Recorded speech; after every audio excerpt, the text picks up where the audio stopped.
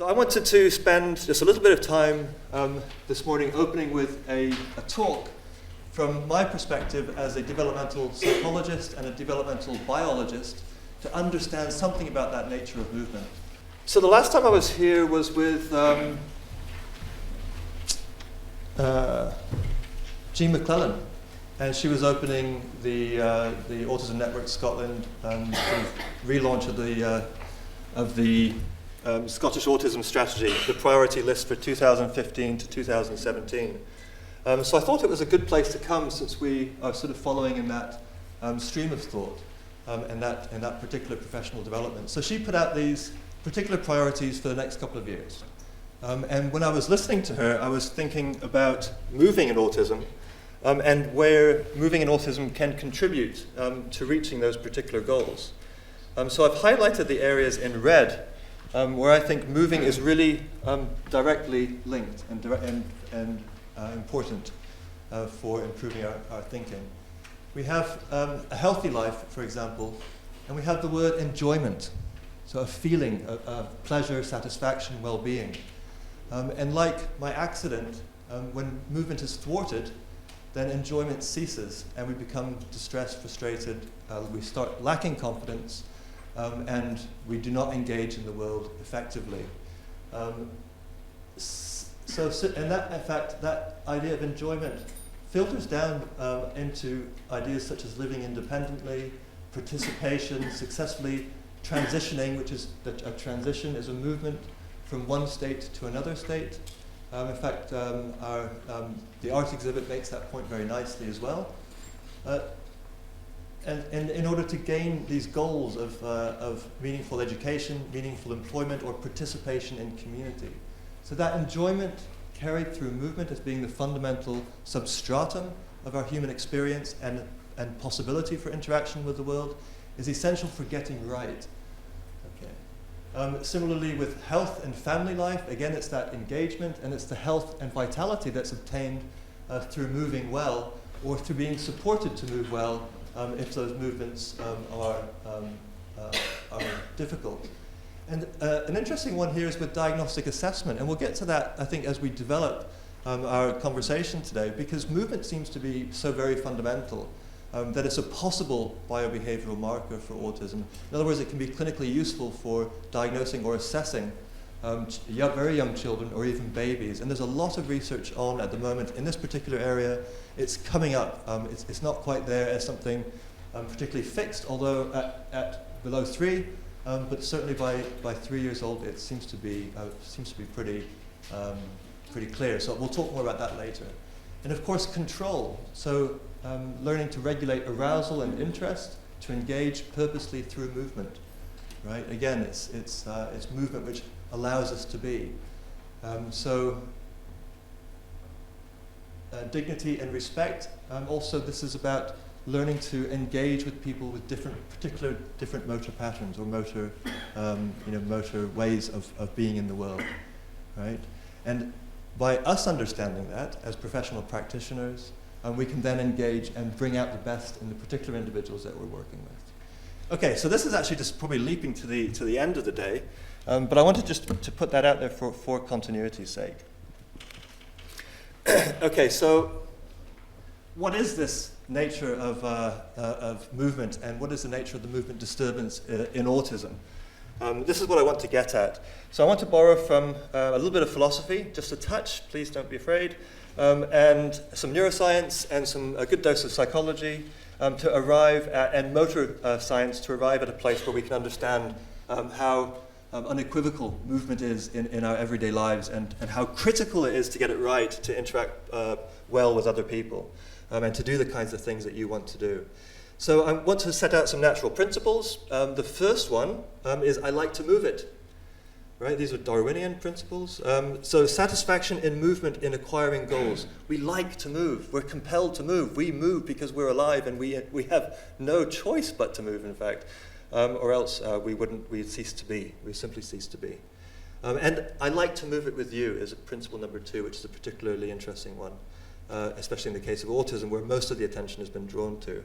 that we get a satisfaction in coordinated and moving together, like in dancing with a person, or in simply being with them. Eating breakfast with somebody is quite satisfying, or being in a room with other people in a shared project is somehow satisfying and gives us a feeling of well-being.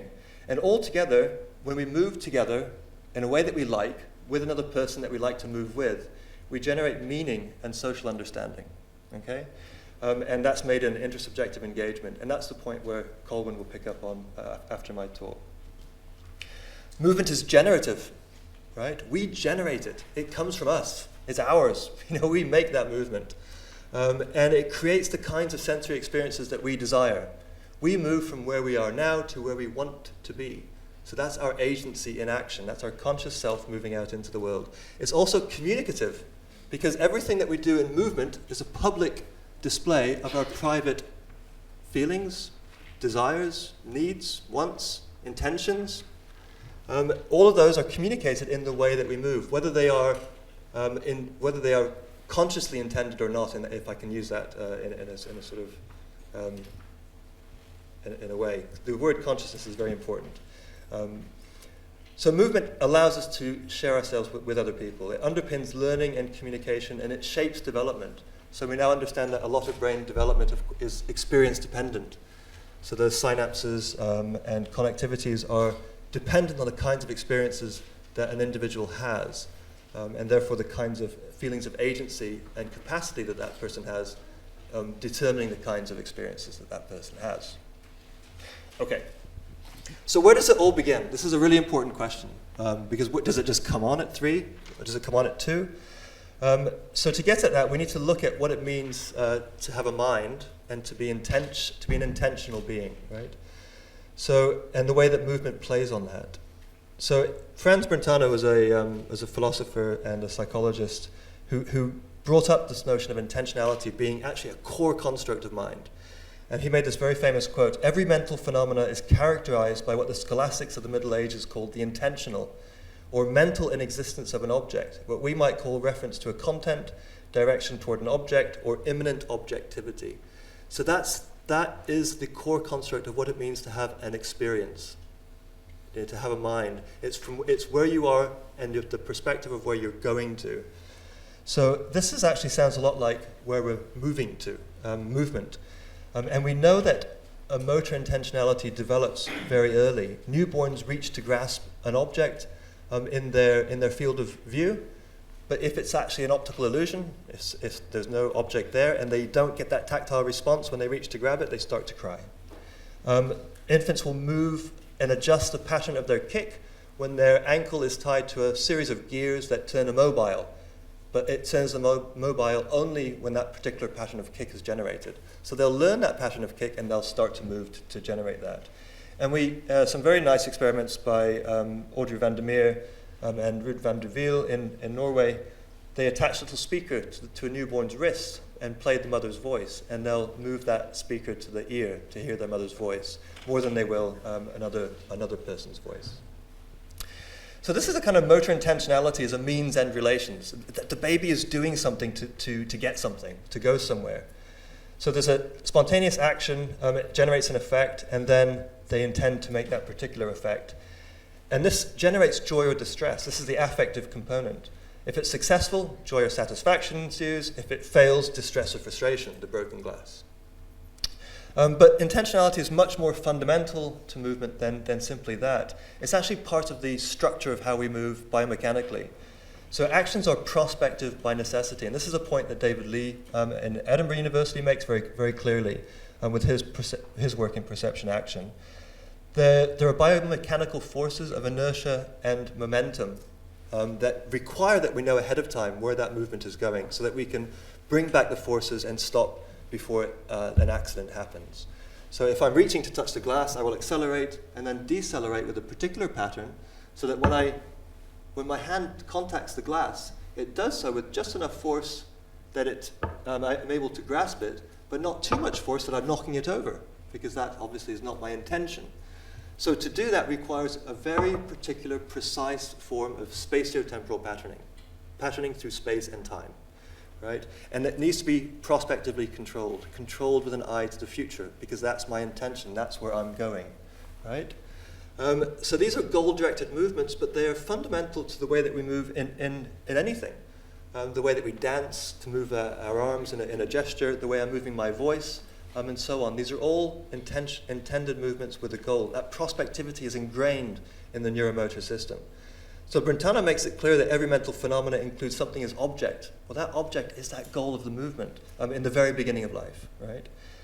And it's born of the necessity for prospective control in movement, right? So every action anticipates a goal and then presumes the consequence that's going to come from it. So this is not a stimulus-response psychology. This is a generated action and then the contingent responses from the world. So it's from the person out into the world. It's not from the world into the person, right? We need to switch that around. It's really, really a very important pivot that we need to make to understand how this is tied to agency, well-being, learning, engagement with others, and so on. And when it first comes to life in the newborn child, or even younger, I would say, in the fetus, it's pre-reflective. It's not this rational, reflective kind of feeling and thinking. It's preconceptual, so concepts haven't quite arisen yet. It's still future-oriented, and it's very simple. But this is a sensory-motor intentionality, a primary sensory-motor intentionality. And it's mental, it's mind, it's agency, it's consciousness of a kind, of a basic kind. This is a newborn baby, 1.5 days old, lying on a table in the neonatal unit in the Edinburgh Royal Infirmary. You can see the baby is not, appears, I think subjectively we could say that baby appears coherent, awake, aware, and moving in a particular way that doesn't look to me like unconscious, mindless reflexes, but is more controlled with some kind of basic intention. And it's very tied to how that baby's feeling. The dad's stroking the chest there. But they're not reflex actions in the sense that they're blind and without prospectivity. So this is what we thought. So we decided to test it with a particular experiment. And we got loads of cameras, and we just recorded the movements of this dot. Let's see, can you see that? Yeah, that dot there. Just the movement of the dot as it's going up and down the vertebral axis there. And then tested it against a theory of prospective motor control.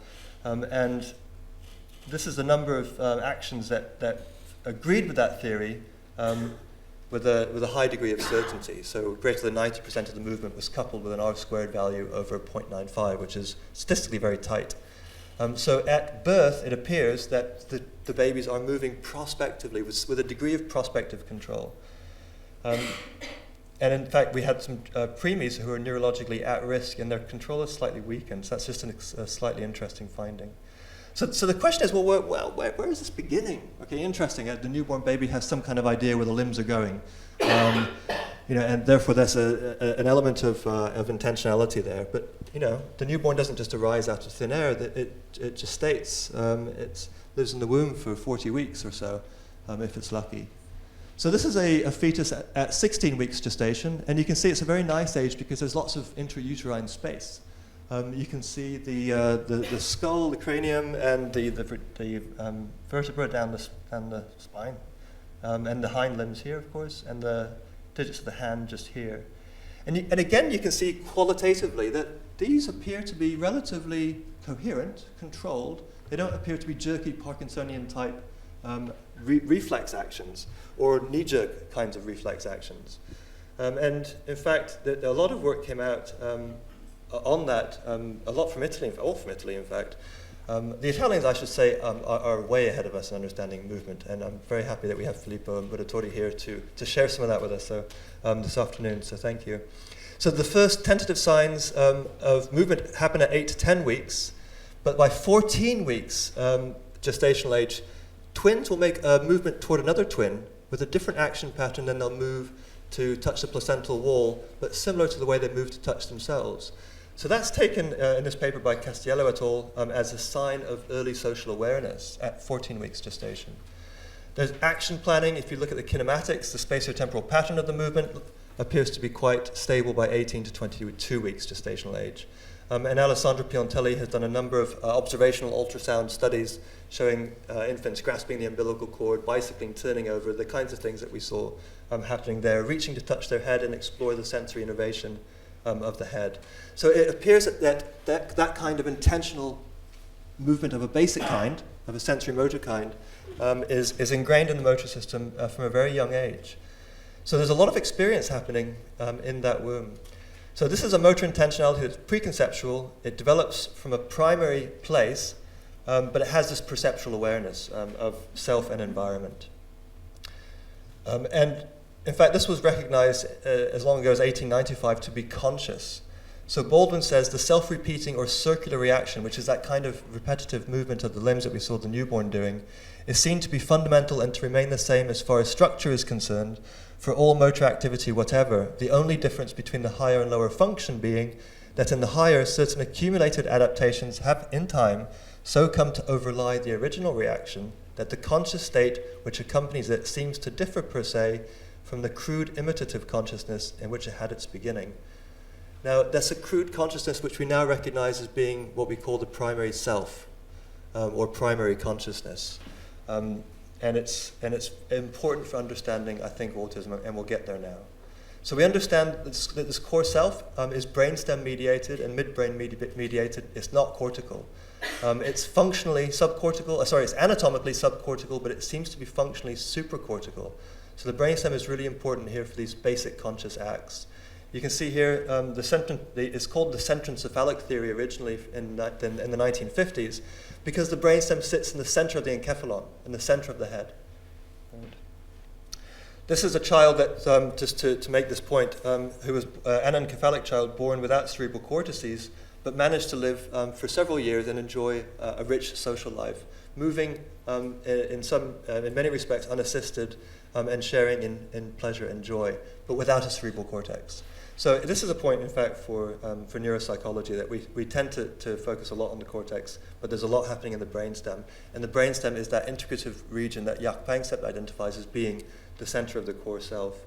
So the cortex is not necessary to be conscious, to have feelings, to act with intentions, to perceive and appraise the environment, and to engage socially and purposefully. And that's also corroborated by decerebrated cat and rat studies from the 1960s. So what we're left with then, with this understanding and appreciation of basic experience and movement, is that there is this primary awareness that begins probably in the fetal period and very late embryogenesis. It's very rudimentary, but it develops with experience to give a layered conscious representation, a conscious understanding of the world. And we don't get this tertiary level, which is cortically mediated, until later in infancy, and it starts to develop, of course, in the first year of life, and then starts to escalate and take over. And of course, by the time the child is learning and developing in school, it's very sophisticated, and it comes to dominate our attention, because that's where we live. But it all rests on this primary self, this primary core self. I'm just going to skip over these slides very quickly. This is a particular area that we're interested in. It's the inferior olivary nucleus, because it's shown to be, at least in what limited data we have, to be disrupted in autism. And adjacent to it is the nucleus ambiguus, which is important for social regulation. But this is something perhaps for another day. This is a post-mortem histology published some time ago. This is actually Welsh, referencing it in 2005.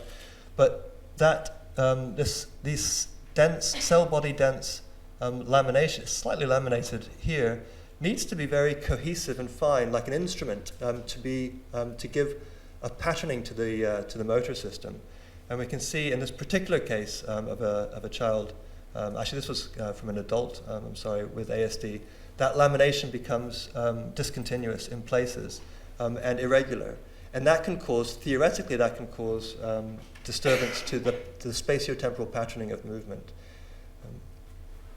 So the understanding that we have now is that, in terms of autism, autism appears to be a disorder in intentional movement and affective engagement. These two are closely entwined.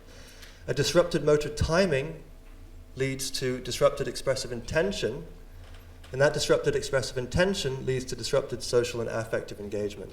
And I should just say the causality here is something to be debated within research, but we know that these are certainly coincident. So in terms of that first principle, I like to move it. We now understand there is inherent satisfaction and joy in successful acts, like reaching for a cup successfully and not smashing it. And we need to do that well in order to progress in the world. However, in the case of ASD, we know that there is a deficit or a disruption in timing of perspective control.